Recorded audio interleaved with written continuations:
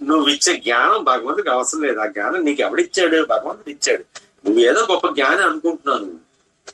లేనిపోనివన్నీ పోస్టులు పెట్టేస్తున్నావు, లేనిపోనివన్నీ చేసేస్తున్నావు, గురువుని మార్చేస్తున్నావు. ఈ గురువు పెట్టింది కలిపేస్తున్నావు. ఆయన చెప్పింది వేరు, ఈయన చెప్పింది వేరు, రెండు కలిపి ఒక పోస్ట్ కింద పెట్టేస్తున్నావు. అర్థం లేదు. ఆ పోస్ట్ నీకే అర్థం కాలేదు, నాకే అర్థం.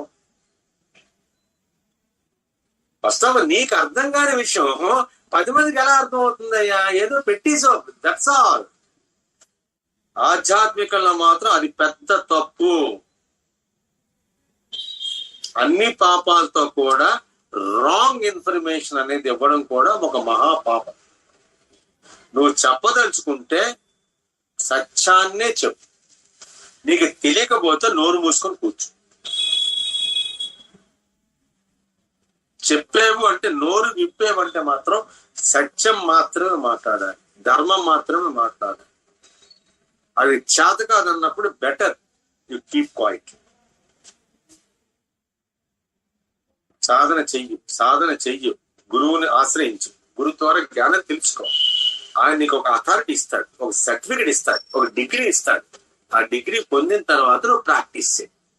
ఒక డాక్టర్ లాగా, ఒక లాయర్ లాగా. ఆ సర్టిఫికెట్, దొంగ సర్టిఫికెట్ తో ప్రాక్టీస్ చేస్తే ఏమవుతుందో మీకు తెలియదు. కాబట్టి ఆధ్యాత్మికంలో కూడా అంతే, మనకు సర్టిఫికెట్ ఉండాలి. మాట్లాడుతున్నామంటే యూ షుడ్ బి సర్టిఫైడ్. అది లేకుండా మనం మాట్లాడుతున్నాం. గురు అనుభూతి పొందకుండా, గురు సాక్షాత్కారం పొందకుండా, గురు యొక్క దర్శన, స్పర్శన, సంభాషణ పొందకుండా ఇష్టం వచ్చినట్టు మాట్లాడితే మాత్రం అది ఎక్కడికో దారి తీస్తుంది. ఆ పాపం మాత్రం వీడి చుట్టుకోక తప్పదు. మొహమాటం లేకుండా చెప్తున్నా.